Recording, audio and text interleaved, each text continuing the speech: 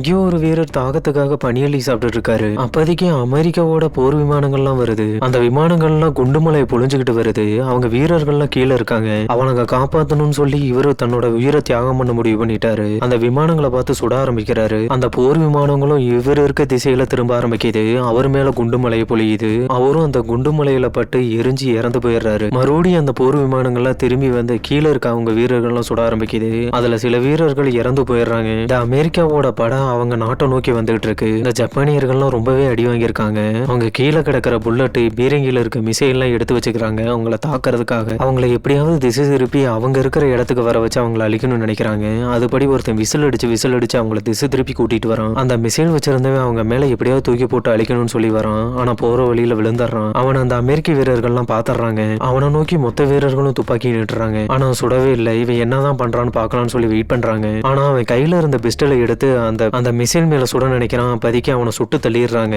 ஆனா அவன் கீழே விழுவும் போது கரெக்டா அதோட கூர்மையான பகுதியை பார்த்து சுட்டுறான். அந்த மிசைலும் வெடிச்சு அங்க இருக்கிறவங்க எல்லாரும் இறந்துடுறாங்க. அந்த பாலத்தை தாண்டி அந்த அமெரிக்க படையினால வர முடியல. அதனால பின்வாங்கிடுறாங்க. கிட்டத்தட்ட அவங்க படையில 500 பேர் இறந்துடுறாங்க. அந்த பாலத்துக்கிட்ட கிட்டத்தட்ட ஒரு மாசத்துக்கு முன்னாடியே அந்த ஜாப்பனீஸ் படை போயிருக்கும். ஆனா அவங்க உணவு இல்லாம உறைஞ்சு இறந்து போயிருப்பாங்க. அந்த அமெரிக்கா படை போனதை நினைச்சு இவங்க ரொம்பவே கொண்டாட ஆரம்பிக்கிறாங்க.